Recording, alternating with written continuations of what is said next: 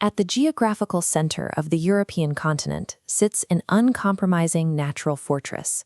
Through these extreme vertical elevations runs a flawlessly synchronized matrix of high-speed rail, cutting across stone viaducts and roaring gorges. This engineered precision descends into the corporate corridors of Zurich.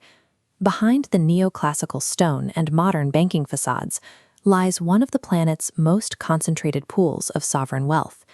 Accessing this territory requires navigating exceptionally strict legal and economic moats.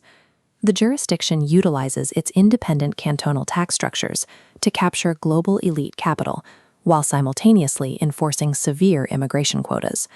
Today, we are auditing the sanctuary ledger. To understand the reality of Switzerland, we must measure the extreme acquisition costs of legal residency against the unparalleled asset yields of living inside the vault. This graphic illustrates the primary barrier. European Union passport holders bypass the gates freely, while third-country nationals hit a quantified quota wall. To breach it, corporate sponsors must execute a talent sweep across Europe, legally proving 0 suitable matches exist before non-EU entry is permitted. Even with authorization, the financial toll begins immediately. The local currency, the Swiss franc, runs with aggressive strength, consistently outperforming the US dollar parity baseline. A basic mid-tier lunch commands up to $45. Securing a modernized one-bedroom apartment inside the central hubs of Geneva or Zurich demands a minimum monthly retention of $3,500. Then there is the environmental tax. Winters subject the plains to freezing urban temperatures, while isolating the high-altitude zones behind thick snowbanks and transforming them into luxury ski corridors.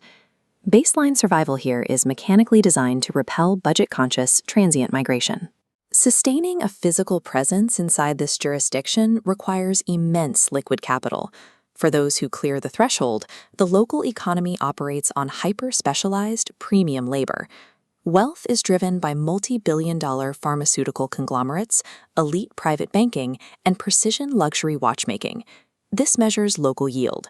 The national median gross salary registers between $7,300 and $7,900 monthly, drastically eclipsing North American baselines. At the upper strata, quantitative analysts command upwards of 16,000 francs, clustering in low-tax cantons like Zug to maximize personal asset retention. This immense financial output funds impeccable public order. Violent street encounters and organized theft rings targeting expats are virtually eliminated across all 26 cantons. Solo creators and female travelers possess the ability to walk through remote alpine paths or dark city squares at 3 a.m. with absolute profound peace of mind. The cultural reward for this rigid order is a highly organized, nature-driven lifestyle. Communal pride is anchored in traditional alpine culinary output, like rich, melted cheeses slow-simmered in ceramic pots. This tranquility is legally enforced through rigid municipal quiet hour protocols that activate strictly after 10 o'clock at night. The severe acquisition costs of the border and the housing market directly purchase the ultimate tier of luxury, aggressive capital accumulation, and absolute psychological peace.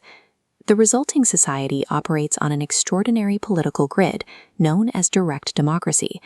As shown in this network model, a single citizen holds the legal authority to challenge parliamentary legislation.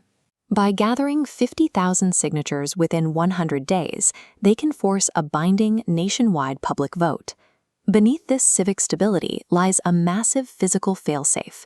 The nation houses a vast, mandatory network of fortified underground fallout shelters. By law, these subterranean corridors possess the precise capacity to shelter 100% of the country's 9 million citizens simultaneously in the event of a global conflict. The Swiss jurisdiction operates as a high-tier sovereign asset. It requires extreme financial and legal inputs in exchange for a state of absolute physical and economic autonomy.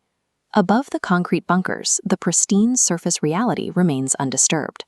Would you baseline your next remote workspace inside an elite alpine financial fortress where direct democracy rules and the entire population fits inside nuclear bunkers?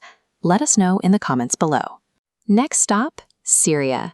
The historic Silk Road, ancient citadels, resilient communities, and complex geopolitical realities of the Levant.